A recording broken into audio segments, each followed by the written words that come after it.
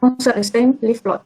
So we have this data, then we organize by a class. We have this class which is 0 is in front, and then we have one is the in front of this data, and then 2 is in front of this data.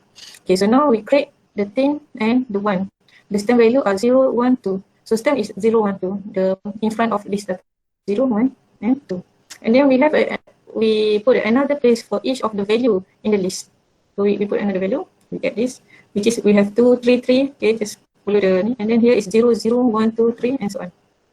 And then we add a key to the bottom stem leaf. We need to put a key. That is the most important one, because if you do not put the key, so there is no reference how to read your data. Okay. Next, that is okay. This is another example. You can try. You follow the step. You can try and put it here.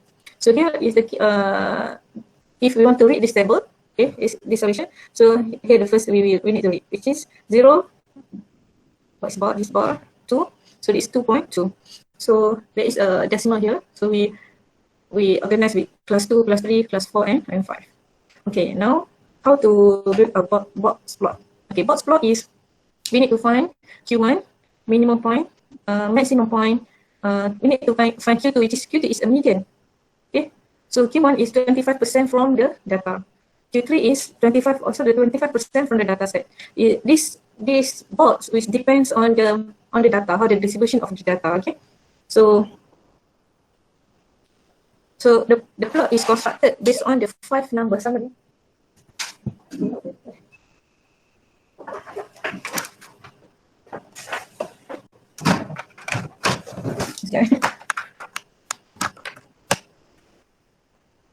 Okay.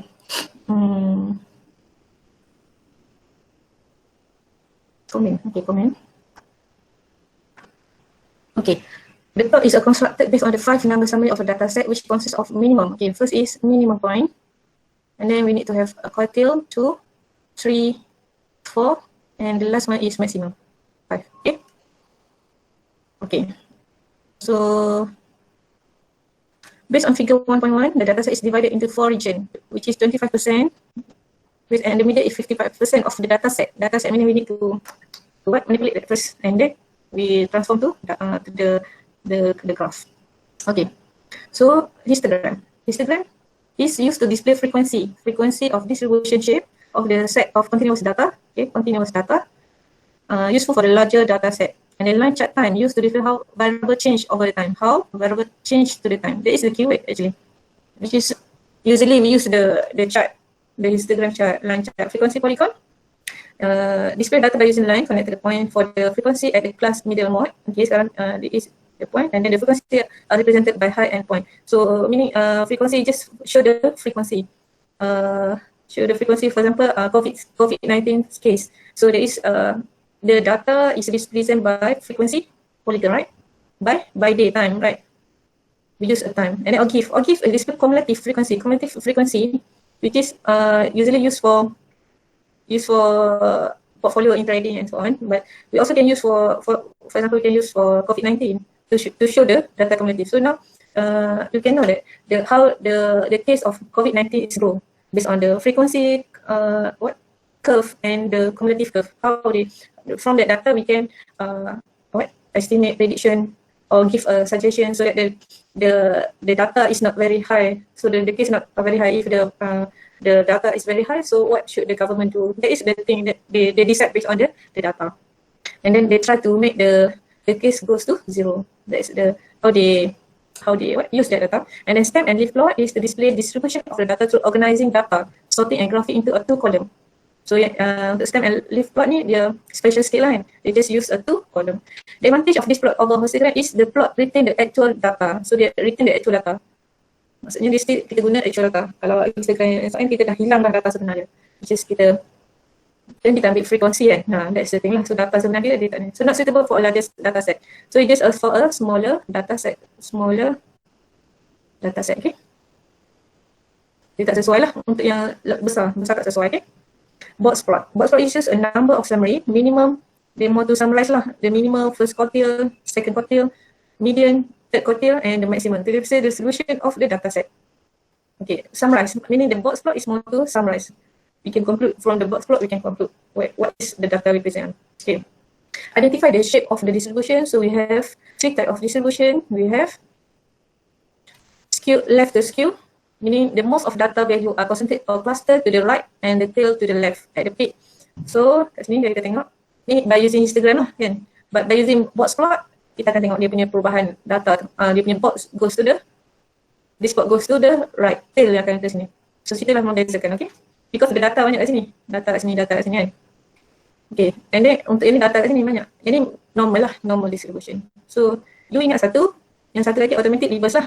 Contoh you ingat left. Left meaning the box will be to the right of, right lah. If you, I see now is the right side of me. So reverse lah, you ingat satu je. Left, left, right. Because the normal is middle one, the middle one. Right. Okay. Okay, now, okay, using the solution 1.9, describe the distribution of the data using the solution 1.9. 1.9, kita ada. Okay, kita guna yang tadi, yang dibuat contoh tadi. Yeah. So describe, apa data kita? So yang penting sini dia start di sini, dia maksimum di tengah, and then dia berakhir di bawah. So dia panggil skew to the right with a short tail. Okay, ni pula. Okay, dia berakhir di sini, maksimum di sini, maksimum di awal lah juga, dia tak di tengah, di first class dia di sini, and then dia buat minimum sebenarnya di sini, and then baru dia berakhir di sini. Okay. So there is not enough, since the sample size is small, there is not enough information to describe the shape of the distribution of, to determine the skewness of the data. So kat sini kalau kita tengok kan, dia tak menjadi macam ni. So bila dia tak jadi macam ni, ataupun dia jadi reverse ke, maka bermaksud dia mau tu nak ke tengah. Dia punya movement tu nak ke tengah. So dia, contoh kita letak tengah sini, so kita boleh katakan dia not enough information. So kita tak boleh nampak dia punya skew to the right or skew to the left. Okay. Okay, this exercise, we can try first, build the frequency table and then a stem leaf. So we can see the result here. And then discuss the advantage and disadvantage of histogram and stem leaf. So apa yang you dapat daripada histogram dengan ni? You rasa representation macam mana yang lebih bagus? Okay, any response?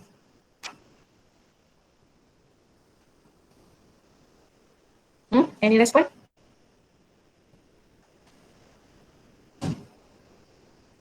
Any response?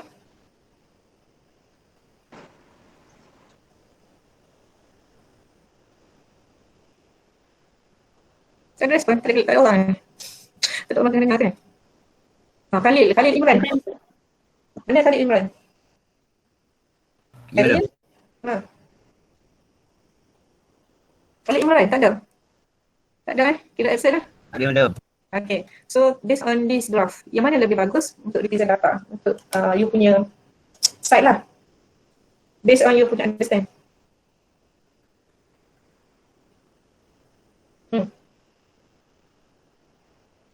Jangan risau, bukan test pun untuk salah. Tak ada masalah untuk salah, okay? Tak sure macam. Ha? Tak pasti lah. Tak pasti, kenapa tak pasti? 7. Dia rasa yang mana lebih bagus? Cuba pilih, cuba buat decision. Cuba ambil risiko untuk salah.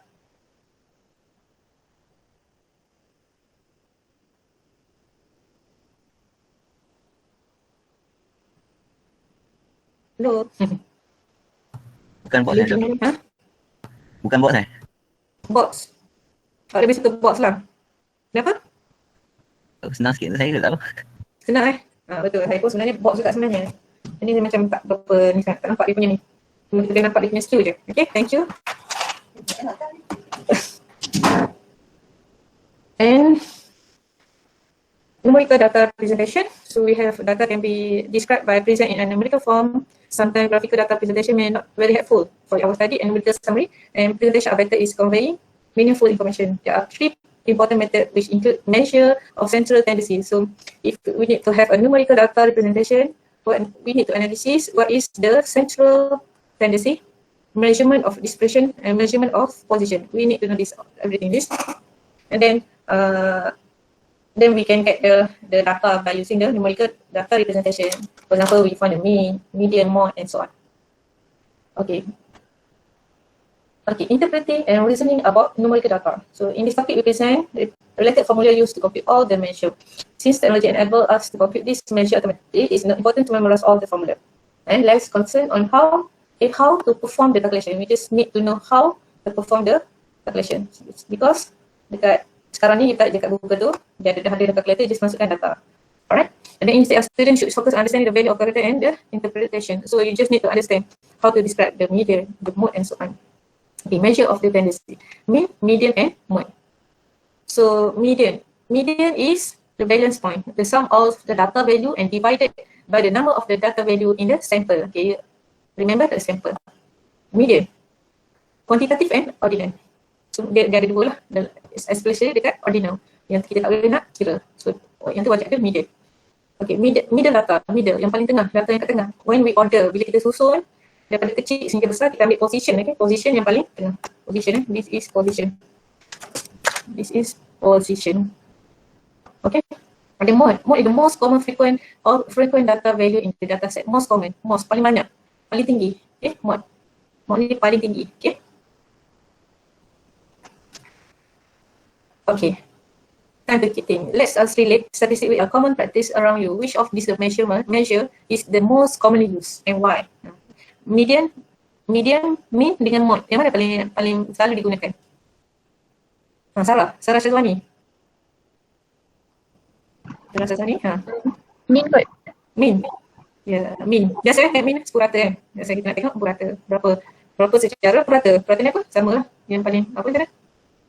Tambah semua tu, kita ambil yang sama. Yang macam purata lah. Lebih biasa, contoh markah kan. Kita ambil purata markah satu kelas, berapa. So, masuk ke situ kita boleh tahu either punya contoh untuk mention saya punya lecture, you understand or not. So from that value, your test, from your marks, I can get the mean untuk ni. Untuk mode, jarang kan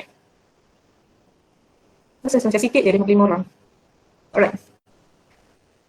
So next is, okay, mean. This is the formula for mean.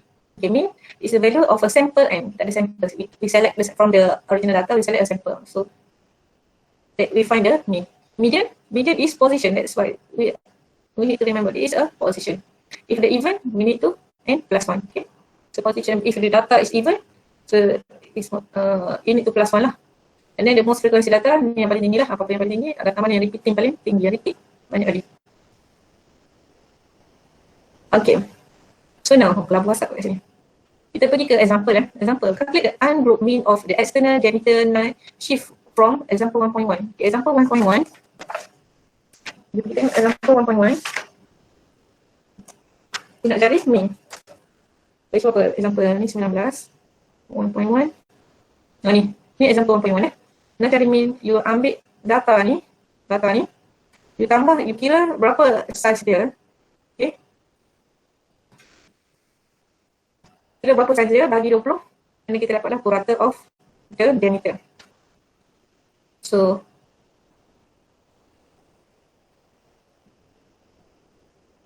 here, okay, dia kata it's time to think. What if the last observation 2.99 cm is wrongly recorded as a 12 manner? What happened to the mean of value? Kalau kita tersilap, kita letak 12 kat sini. 12. Apa yang berlaku pada mean?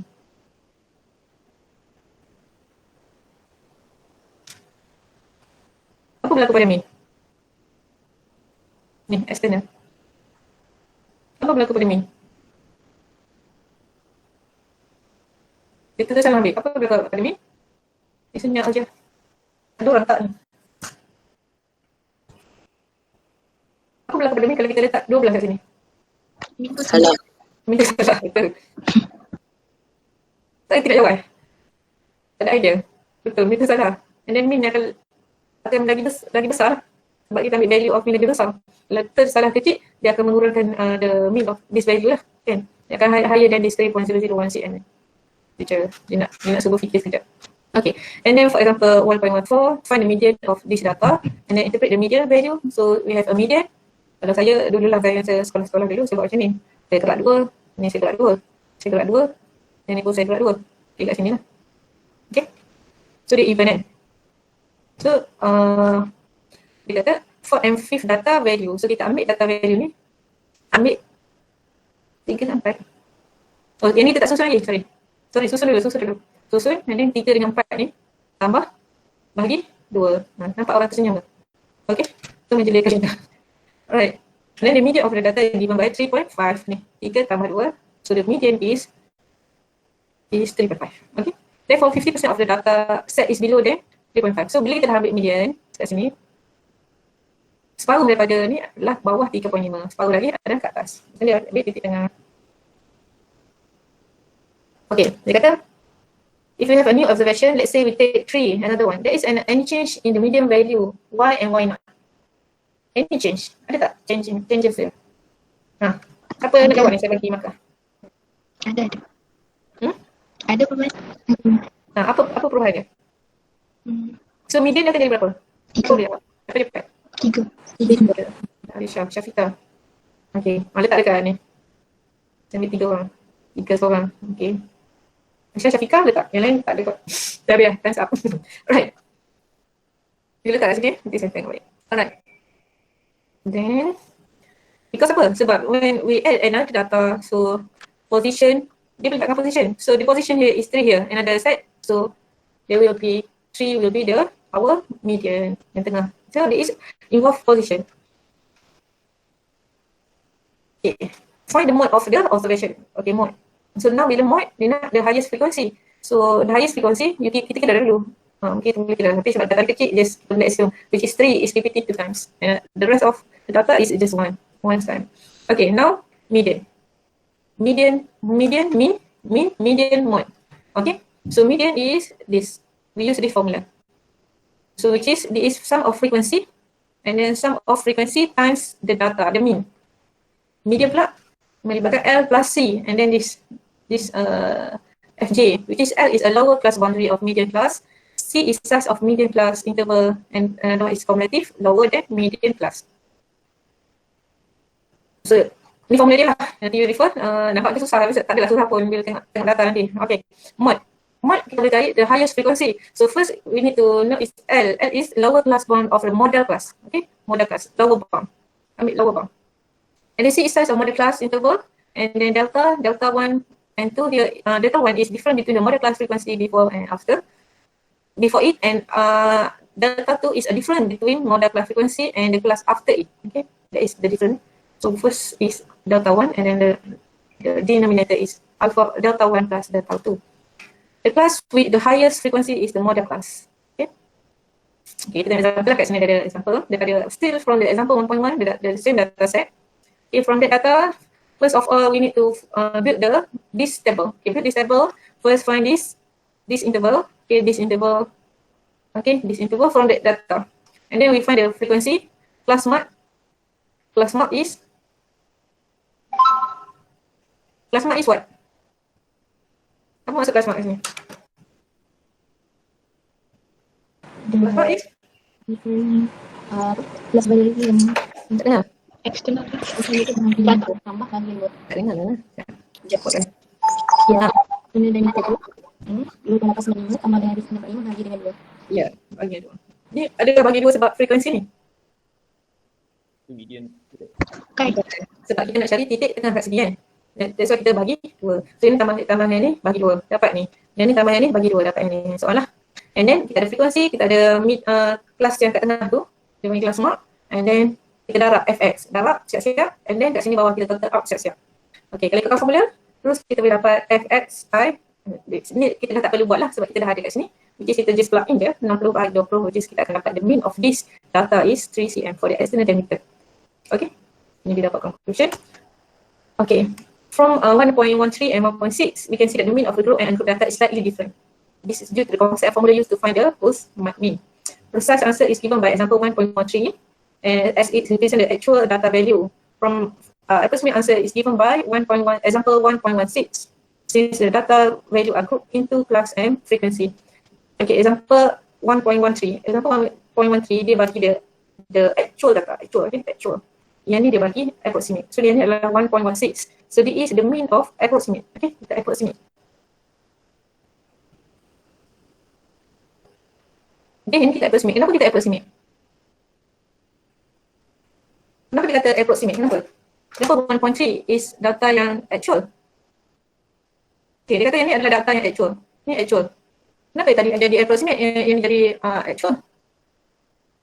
Saya nak, siapa tadi yang tak ada idea tadi? Tak ada lah. Tak ada lah nama dia. Tadi saya panggil tadi, nama apa? Nama pun nama. Tak ada lah, hilang lah. Khalil lah. Bawah sekali. Hah? Bawah sekali. Oh, dia di bawah lah. Atas. Mana? Okay. Khalil Imran. Saya minat awak ni lah. Khalil Imran. Kenapa dia jadi yang ni jadi approximate? Kenapa dia jadi approximate? Macam mana? Kenapa dia kata kat sini, this data, this mean ni, purata ni dia jadi approximate, yang dianggarkan saja. Yang 1.13 ni dia panggil actual. Kenapa dia panggil actual? Yang ni yang betul, yang tepat. Kenapa yang dia jadi yang tak tepat? Dia hanya approximate, dia just... kenapa tu? Khalil, Imran. Apa ni? Sebab Sebab? tak betul-betul tepat kot jawapan dia. Oh, salah kena jawapannya.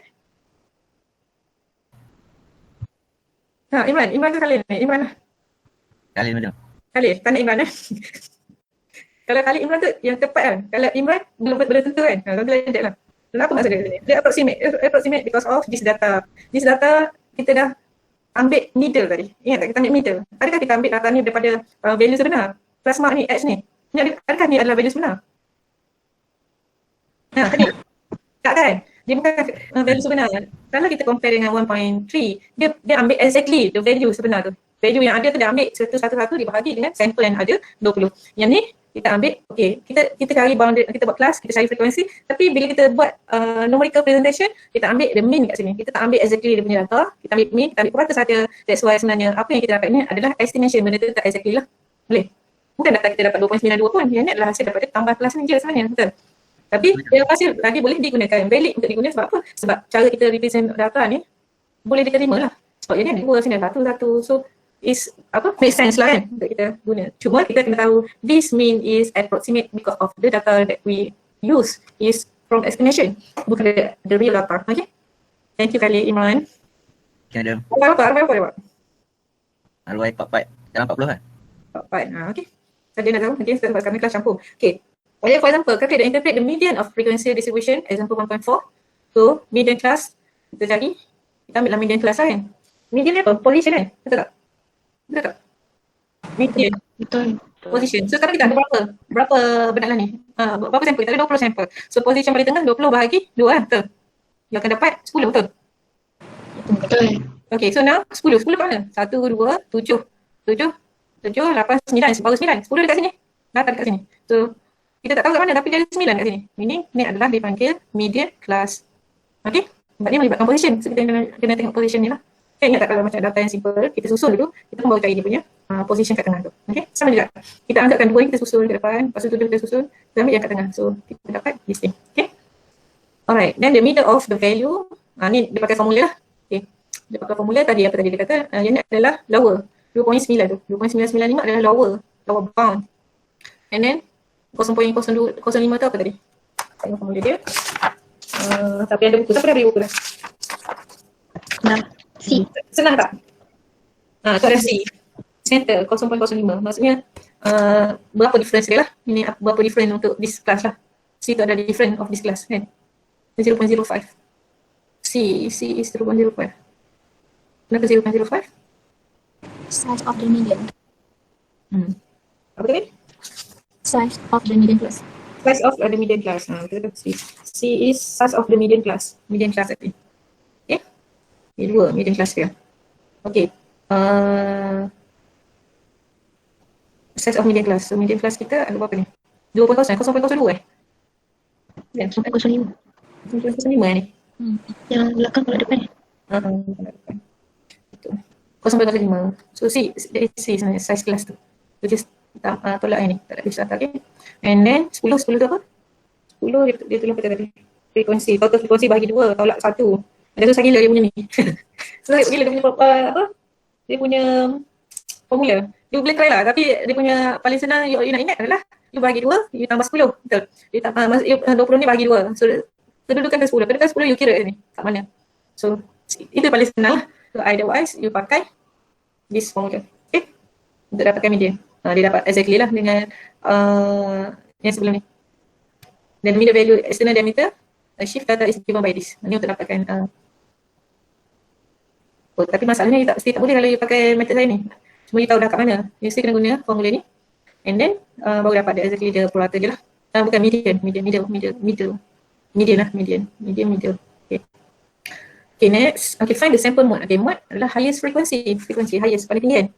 Highest frequency. So higher frequency from this class kita ada 9. So this di sini and then kita ada formula. So saya rasa kita tak ada masalah lah setakat ni untuk hafal sebab quiz dengan test kan online kan. So yang penting, okay, nanti balik lepas kelas, you tutup balik solution ni, you try buat balik. Dia dapat tak value yang sama? Enough buat macam tu you. And then you try buat tutorial. You boleh buat lah. You akan tahu kat mana you nak perlu ambil. Within you try nak buat tu, you can ingat step-step dia lah. Okay. So dia ambil, tadi dia kata, formula tadi. Oh, kita dah dapat dah buku kan? Dah. Dah dapat, bagus. Dia baru sampai. Oh, sampai? Oh, panas lagi. Masih panas. Right. Cepat juga lah kira kan? Okay, so settle out this ni untuk model class. So dia nak apa kalau ni? Dia nak different tadi kan? Ni page workflow. So lower class boundary tu once kita dah ada dapat model class dia, kita ambil lower class boundary. Okay, ni sama C yang sama. This is a different between model class frequency.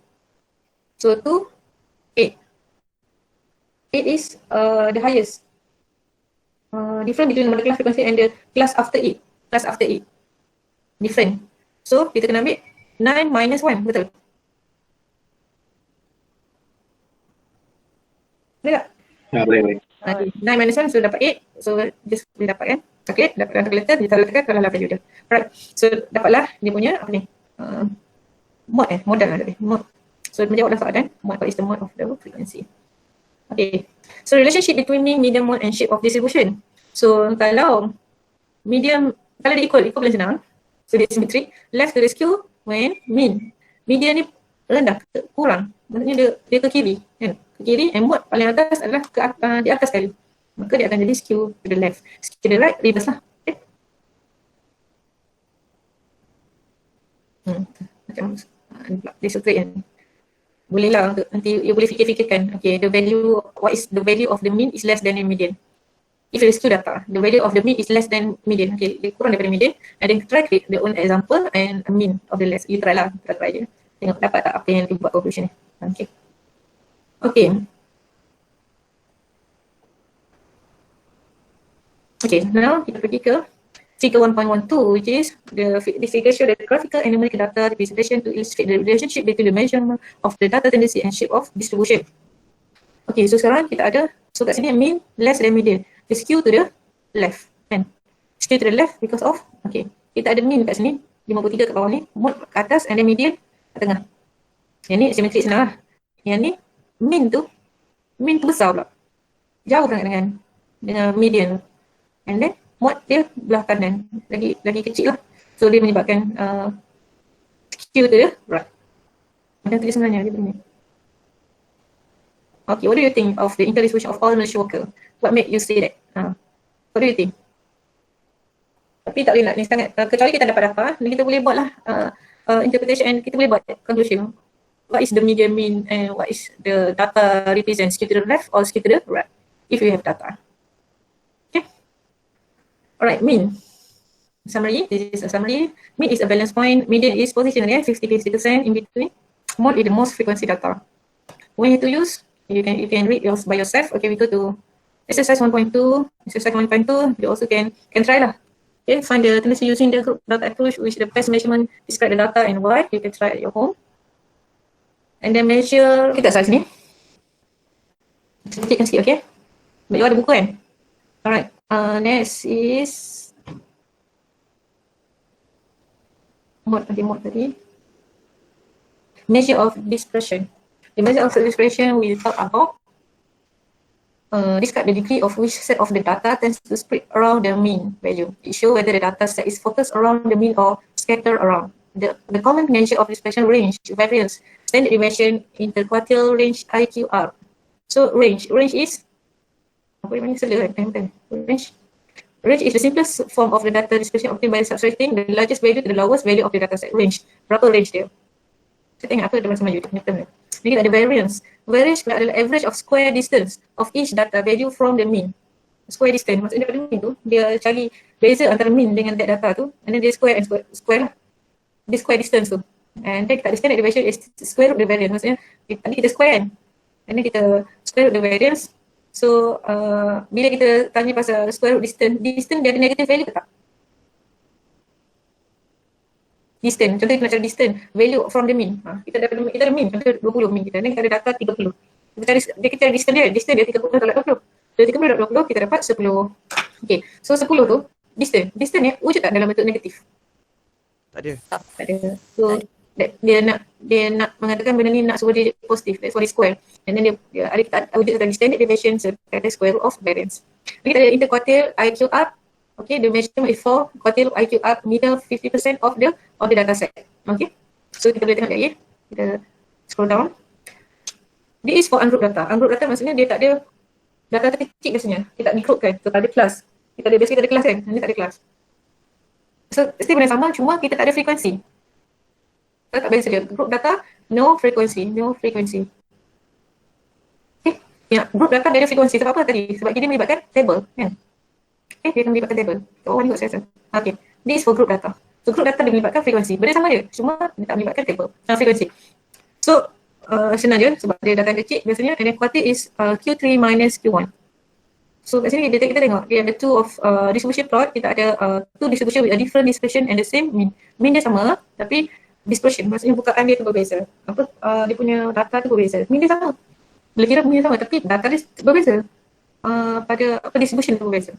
Dia different distribution and different mean. Kalau dia ada dispersion yang berbeza dengan mean yang berbeza, kita akan dapat macam ni punya graf. Yang ni kalau mean sama kita akan dapat ni, cuma buka besar dia tu kita tak tahu lah macam mana kan.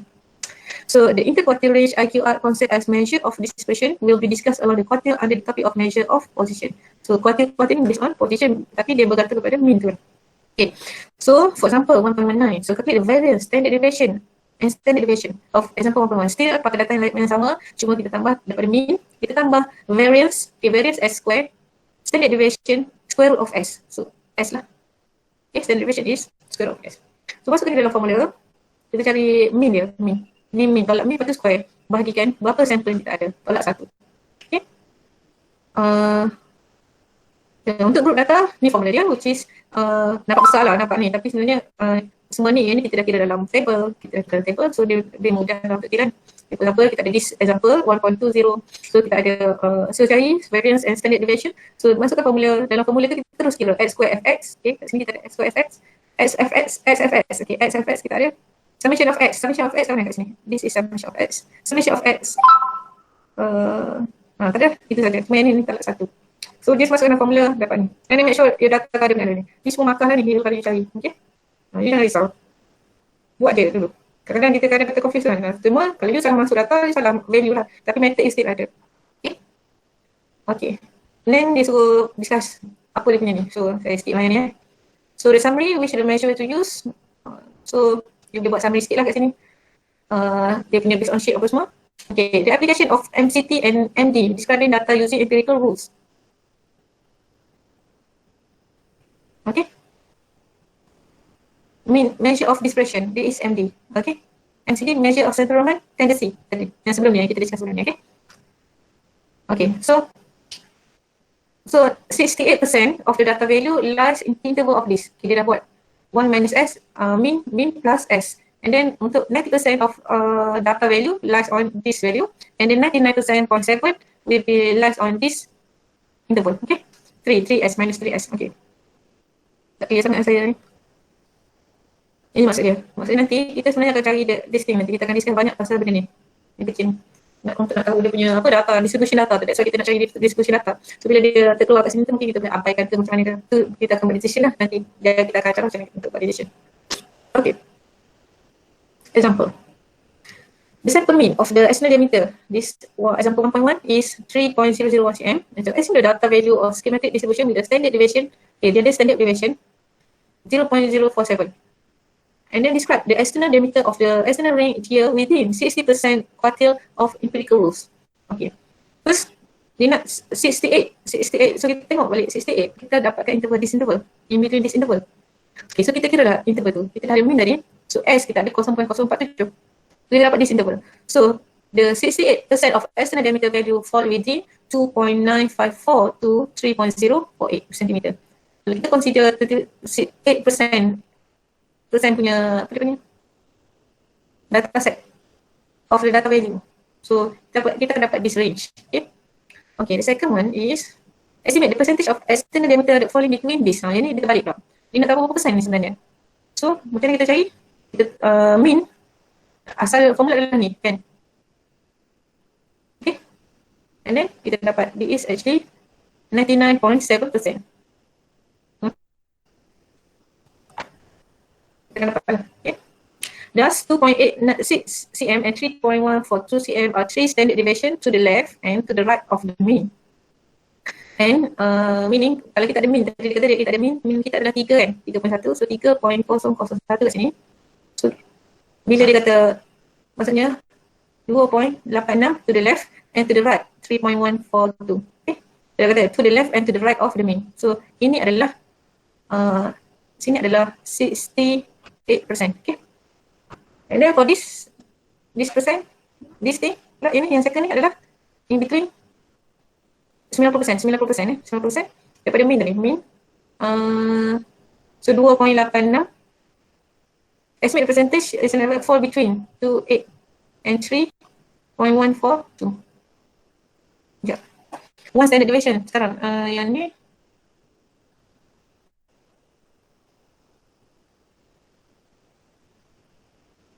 around the mean. Okay, so now this.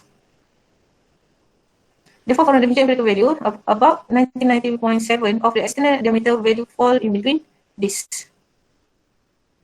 Sama. Cuma cara kita represent mereka berbeza. Berapa kita ambil? Ni, kita ambil standard deviation ni berapa? Itu beza dia. Ini je beza dia. Dia boleh bagi value sama. Beza kat sini, S ni. What is S? What is S yang kita ambil? Okay. Right. Next. Okay, measurement ini nanti masuk question test lah. Dia kena pandai buat box plot ni. Okay, measure of position. Measure of position of interested particular of in the distribution, therefore data can be described using measure of position. Kita ada satu lagi measurement, iaitu position. Okay, so position describe the position of data value relative to the data value in the set of data among approach that can be applied are percentile, quartile and z-score. So kita ada percentile, quartile and z-score. The measurement of position allow us to compare the value of different distribution. Ini kita kalau kita kadang-kadang kita ada distribution berbeza. Ini kita boleh buat measurement untuk kalau ada distribution tu lebih kurang sama. Bila kita ada measurement berbeza, maka kita boleh guna interpretation untuk measure the position of the data. Okay. So now kita ada percentile. Okay, kita ada percentile. The position measure, okay, in education and health related field to indicate the position of individual in the data set. And then percentile divide and order data set into 100% equal part. For the example, 15% percentile P50 is equal to median of the data set. Okay. Bila kita ada satu data, semua data tu kita bahagikan semua sebagai 100 position. Nanti kita akan letak kat mana position data tu. So that's why dia the K percentile denoted as PK of the data in the value such that K percent of the data value for below the then or equal to PK. Okay, kat situ. So kat sini, ingat tak tadi kat sini apa? This is minimum value, this is maximum value. Percentile ni adalah daripada data set yang kita kira tadi. Okay, tak apa, nanti kat sini bawah ni ada example ni. Okay, an example of chart given by this usually used to observe the growth of child in the term of mass and weight. Length of age percentile boys to 69. So kat sini kita ada dia punya range lah untuk dia measure pertumbuhan budak baby, budak-budak kanak-kanak ni. Normal lah tetap kalau dia luar daripada normal dia akan pergi ke consultation daripada doktor lah untuk buat apa kalau dia terlampau rendah nilai kalau dia terlampau rendah ke macam mana dia based on tu. Kat situ kat graph tu kita boleh buat satu keputusan lah, maksudnya kita boleh buat langkah awal untuk kita tahu budak ni mungkin tak cukup makanan. So doktor akan suggest untuk bagi makanan yang lebih bagus. Itulah. Dan mungkin kita boleh detect masalah-masalah penyakit awal lah. Okay. And then quartile divide and order data set into 4 quartile part where each part account of 25% of the data distribution. Dia 25. Okay. So 25 to quartile 1, quartile 2, quartile 3. And then 4 tu tak adalah last satu kan. Okay, macam mana kita nak construct ni? Okay, ni dia dah bagi step kat sini. Step to construct box plot. Okay, first step ni penting you nak tahu nak buat stem leaf plot dengan box plot. Sangat penting untuk akan risau dalam exam ni, exam quiz apa semua. Okay, make sure you boleh buat ni. Kalau lepas ni you balik, you tengok you balik, you tutup balik benda ni, you buat balik. Itu je. Cukup dah sebenarnya. And then kalau you advance, you kena untuk more practice untuk supaya kita tak silap, pergi ke tutorial lah. So tutorial ada dekat dalam buku tu lah. Belakang chapter tu ada tutorial. Just buat semua. Okay, and then draw a number line from the minimum to the maximum value and insert the vertical line of the quartile. Enclose this vertical line in box. Okay. So draw minimum and maximum. And then daripada data tu draw a line, okay, and then insert the vertical line of the quartile. Enclose.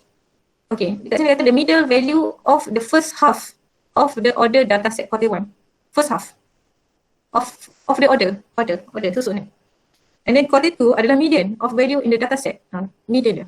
And then quartile 3 is middle value, median tengah, position.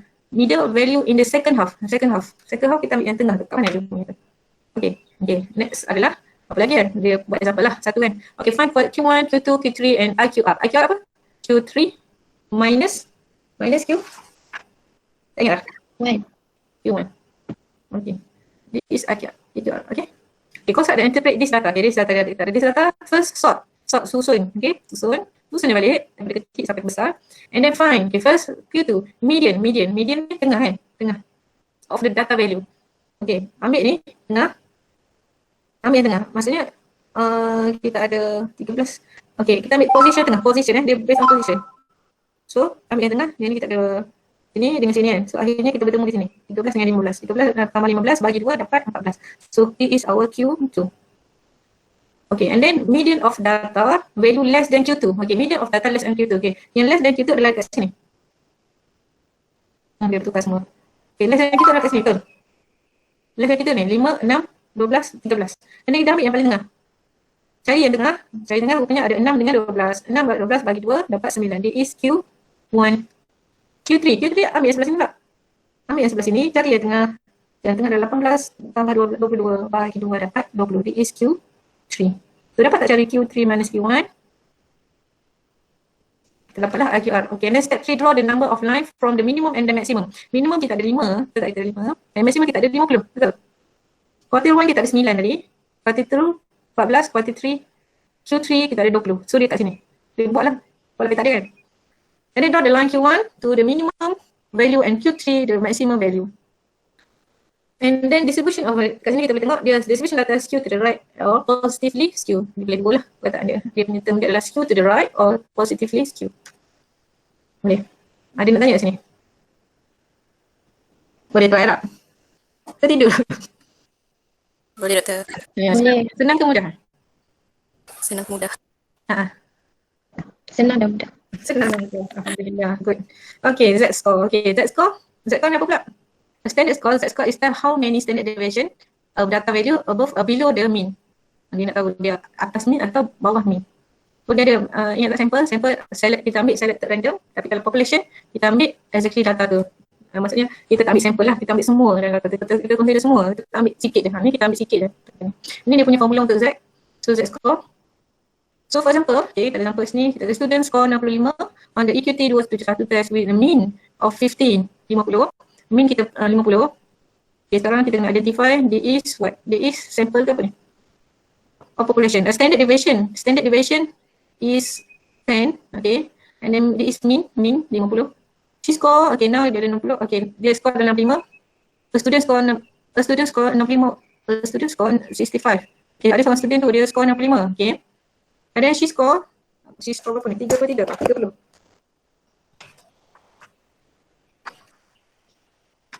Sini 30. She score 30 on the language test at the mean 25. Okay, mean sekali lagi. Mean tadi. Ni EQT. Ini EQT. Mean EQT, standard deviation EQT. Yang ni language test. So, yang kedua. And standard deviation yang kedua adalah 5. Compare the relative position on the two tests. Okay. So, kita ada Z. Kita ada dua test sebenarnya, language dengan EQT. So, EQT, so kita add 65 tolak 50 bagi 10, kita dapat 1.5 and then set kita ada. Yang ni untuk language pula kita dapat skor dia adalah 1. So apa conclusion kita? So EQT 271 was actually 1.5 standard deviation above the mean, above the mean. Okay, and the language score 30 actually 1 standard deviation above the mean 25 juga. Boleh tahu yang tu je lah. Okay, above the mean. So mean dia adalah 25 kat sini, 25. Okay. Itu je kita boleh conclude based on dia punya score tu lah, above the mean. What is that? What is that? Maksud Z? Z is how many standard deviation of a data value above or below the mean of the original. Just nak compare berapa dia punya apa? Beza. How many standard deviation? Standard deviation tu beza daripada data kepada mean tu. Okay. Jadi another example which is yang ni dalam bentuk group data, ini group data lah. Okay. So kita ada matematik statistik, kita ada S, kita ada X and S bar mean. So soalan dia apa? Calculate and interpret the Z score of each data set. So calculate, kita dapat student mathematics, kita dapat negative 0.40 and statistik kita dapat negative 0.30. And mathematics score, macam mana nak ni? And mathematics score 38 was 0.5 standard deviation below the mean. Mean 40 kan? So dia below lah, dekat above. And statistik 70 daripada mean dia berapa? 75. It's also below the mean. Ya, itu je lah kita punya conclusion. Just copy paste je score in the statistic is higher than mathematics. Ini kita extra sikit lah, kita boleh bagi the score in the statistic is higher than mathematics. Because of what? Kenapa dia boleh buat conclusion kat sini? Higher than mathematics. Ya. Sebab inilah score Z ni. Score Z ni kan dia lebih kecil ni. Kan kita ada negatif 0.4. Kat sini kita ada negatif 0.3. Kat sini kita ada kosong. So yang mana lebih dekat dengan kosong? Ini ya. So meaning this nanti lebih bagus lah result dia. Okay. And next is outlier and effect of outlier. Okay. What is this? Outliers. Outliers involve on box plot. Okay. Okay, now in statistic we have extreme data value in the data set. Okay, extreme. Macam lebih pelik lah macam range. Okay, this extreme value refer to the outlier. The outlier is a data value that deviates from the other data value in the data set. This definition leaves it up to the analysis or a consensus process to decide what will, we need to decide what will be considered unusual. Outlier can be occurred by chance of example error from the measurement of the variables. Okay, we come from the error. Okay, error from the measurement of variable, error during the data entry, maybe during the data entry, during sampling. Maksud kita sampling tu lagi, kita ada error dia. So it's also not always occur due to the error, as I mentioned, for the certain data set, certain data value in a common in a population. Okay, lower fence LF and upper fence UF serve as a cut-off point for determining outlier in a data set. Untuk determine outlier data set, kita guna LF, UF. Okay, LF kat mana? Ni UF. LF kat mana? Tak nampak kan? Okay. Ini data value less than LF. Okay. Less than LF. Lower. Tengok sini ni minimum kan? Yang tadi yang saya kata UF. LF. Tak ada punya. Dia bukan. Kita kena padam dia. Kita padam LF kat sini. Ni adalah maksimum. Maksimum kan? Maksimum. Above the maximum. Ini. Dia kira mana? Masa dia ada kat sini satu lagi. Sini satu lagi. Tunggu lah pula. Okay. Okay. Sini satu lagi. Dia above the maximum, LF maximum ni. So, ni macam ni, dia dah lukis kat sini kan. Okay, so now apa ni dia tanya. Okay, using example 1.2. Okay, 1.22 adalah ni. Dia pakai example 1.22, page 27. Okay, this, dia using 1.22, okay, using this data, macam mana dia buat outlier dia. Okay, calculate LF dulu. Lepas kita calculate LF, IQR kita ada Q3 tadi kan, daripada example 1.22 ni. Okay, kita ada this 1.3. Okay, so kita ada Q1, Q3. So sini dia tak kira. IQR equals to Q3 minus Q1. So Q3 adalah 20, tolak Q1 adalah 9. So dia akan dapat 11, right? So dapat 11.